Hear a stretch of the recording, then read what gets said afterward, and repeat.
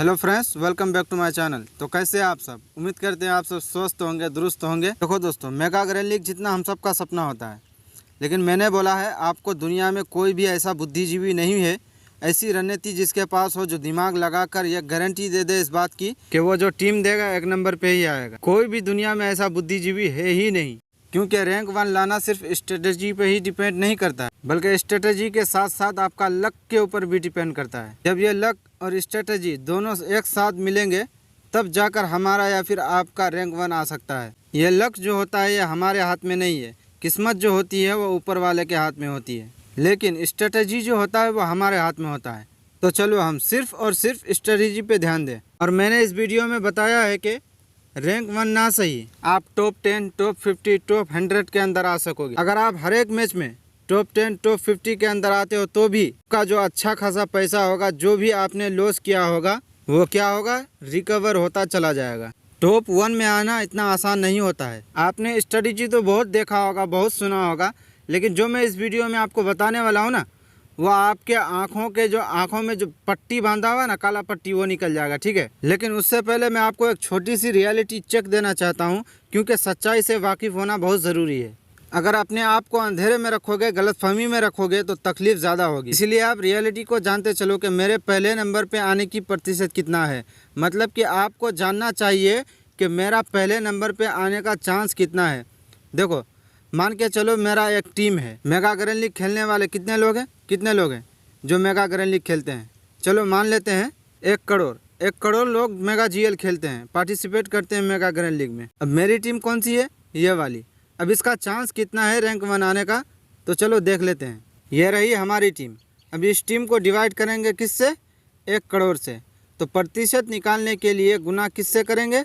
100 से करेंगे। तो क्या आएगा? 1/1 लाख। 1/1 लाख चांस है रैंक 1 आने का।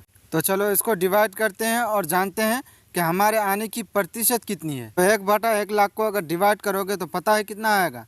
0.0001%। ये आपका प्रतिशत है। आप प्रतिशत समझते हो? 60%, 40%। मतलब पास होने के लिए भी आपको 33% चाहिए होता है। लेकिन अगर आप यहाँ देखोगे तो मात्र सिर्फ और सिर्फ 1 करोड़ लोग जो है मेगा जीएल खेलते हैं। तो उसमें से जो हमारी टीम होगी, जो हमने एक टीम बनाई है, उसका पहले नंबर पे आने की प्रतिशत कितनी है?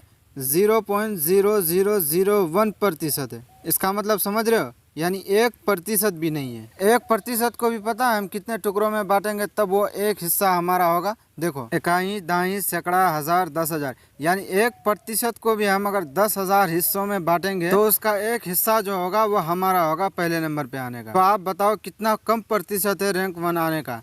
तो क्या आपको लगता है सिर्फ स्ट्रेटजी से ही होगा?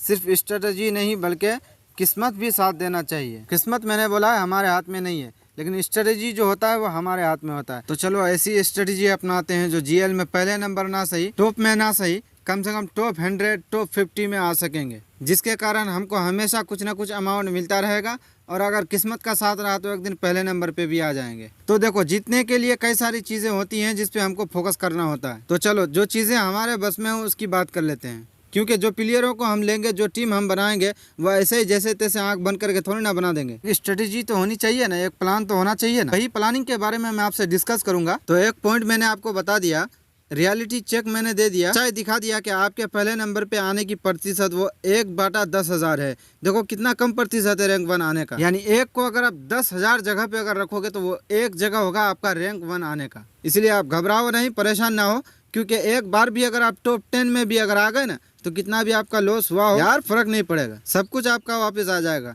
तो हिम्मत रखो और ये स्ट्रेटजी सीखो। चलो आगे मैं एक चीज और बताता हूँ। क्या बताता हूँ समझो। यहाँ पे है 6 प्लेयर। ये जो मैं आपको बता रहा हूँ इस बात को ध्यान से सुनना। ये भी फॉर्म में है, वो भी फॉर्म में है, और इधर से ये भी फॉर्म में है, वो भी फॉर्म में है। ये 2 टीम से मैं 6 खिलाड़ी निकाला हूँ। 3 खिलाड़ी इंडिया से और 3 खिलाड़ी ऑस्ट्रेलिया से लिया है। ये जो है इंडिया से और ये जो है ऑस्ट्रेलिया से। अब इनमें से ये 2 जो है फॉर्म में है और उधर से ये 2 जो है फॉर्म में है। तो को समझते चलो, इंडिया से ये लोग फॉर्म में है और ऑस्ट्रेलिया से ये लोग फॉर्म में। मतलब करंट फॉर्म क्या चल रहा है? अच्छा चल रहा है, बढ़िया चल रहा है। तो इसका सिलेक्शन परसेंटेज क्या होगा? हाई होगा। तो चलो हम मान के चलते हैं अभी 80% है, इसका भी है, इसका भी है, इसका भी है 80% सिलेक्शन परसेंटेज। अच्छा फॉर्म चल रहा है ना, तो लोगों ने इसको एज ए प्लेयर लेके रखा है, इसलिए सिलेक्शन परसेंटेज हाई है। और ये वो प्लेयर है जो प्लेयर तो अच्छा है लेकिन लोग इसको लेके नहीं आ रहे हैं क्योंकि अच्छा परफॉर्म नहीं कर रहे हैं, जिसके कारण इनको लोग छोड़ के आ रहे हैं। ऐसे प्लेयर का सिलेक्शन परसेंटेज क्या होगा, डाउन होगा। कितना होगा मान लेते हैं 5% या फिर 10% मान लेते हैं, 10%। बातों को ध्यान से सुनना, एक एक कंडीशन को ध्यान से सुनना, ठीक है। चीजें स्किप हो जाएगी तो आप समझ नहीं पाओगे। जरूरी नहीं है कि ये जो मैं आपको बता रहा हूँ ये सिर्फ एक ही मैच के लिए है, बल्कि जब तक फैंटेसी रहेगा, जब तक आप जिंदा रहोगे तब तक के लिए आपके काम में आएगा। और हर एक मैच में ये चीज अप्लाई होगा। दुनिया का आप कोई भी मैच खेलो, हर एक मैच में आपको ये चीज ध्यान में रखना होगा, क्या, सिलेक्शन परसेंटेज। इतना आपको समझ में आ गया। अब चलो एक मैच कराते हैं। ये मैच कहाँ होने वाला पता है? ये मैच ऐसी पिच पे होने वाला है जहाँ बैटिंग पिच हो, ऐसी पिच पे हो रहा है जहाँ बल्लेबाज जम के रन मार सकते हैं। इनमें से आप किस किस प्लेयर को लोगे?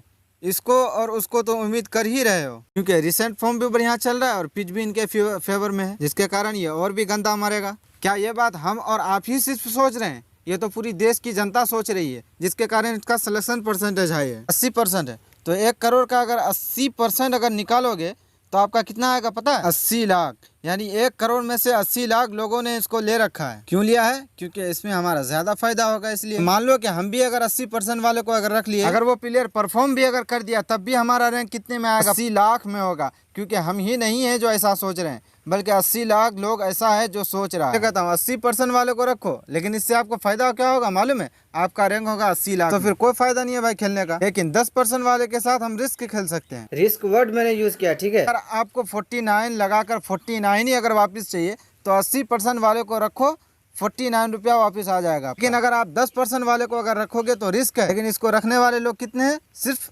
10% लोग। तो 1 करोड़ का 10% कितना होता है? 10 लाख। यानी 10 लाख लोगों ने इसको रखा है। तो हमने अगर 10% वाले को रखा, अगर वो परफॉर्म अगर कर दिया तो 80 लाख को हटाओ, आप सीधे सीधे 10 लाख पे आ जाओगे। लेकिन आप ये भी सोचो, अगर हमने 10% वाले को अगर रख लिया है, इन्हीं को कैप्टन वाइस कैप्टन बना, अगर 80% वाले अगर चल जाते हैं तो हम क्या हो जाएंगे? 80 लाख से पीछे हो जाएंगे। यानी 49 जो हमने लगाया वो भी हमारा वापस नहीं आएगा। जब हमने 10% वाले को रख लिया और उन्हीं को कैप्टन वाइस कैप्टन बना दिया, तो समझ लो कि हमने 49 जो लगाया वो वापस नहीं आने वाला। 80% वाले ने अगर परफॉर्म कर दिया तो हमारा रैंक कितने में होगा? 80 लाख में होगा। समझते जाना, 80 लाख के ऊपर खड़े हैं, ठीक है। कैप्टन वाइस कैप्टन की बात करते हैं। अगर 80% लोगों ने अगर इसको लिया है तो इसका कैप्टन वाइस कैप्टन में भी सिलेक्शन हाई होगा। मान लेते हैं इसको भी कैप्टन वाइस कैप्टन 20% लोगों ने बनाया है, उसको भी बनाया है, उसको भी 20% लोगों ने बनाया, ठीक है। इसको 80% लोगों ने लिया था, आ गए कितने में? 80 लाख में। अगर कैप्टन बनाया है हमने 80% वाले को, तो सिर्फ हमने ही नहीं बनाया है, और भी 20% वालों ने भी क्या किया है? कैप्टन बनाया है। यानी 80 लाख का 20% अगर निकालेंगे तो कितना होगा? 16 लाख। कितना होगा? 16 लाख। को वाइस कैप्टन बनाया है 15% लोगों ने।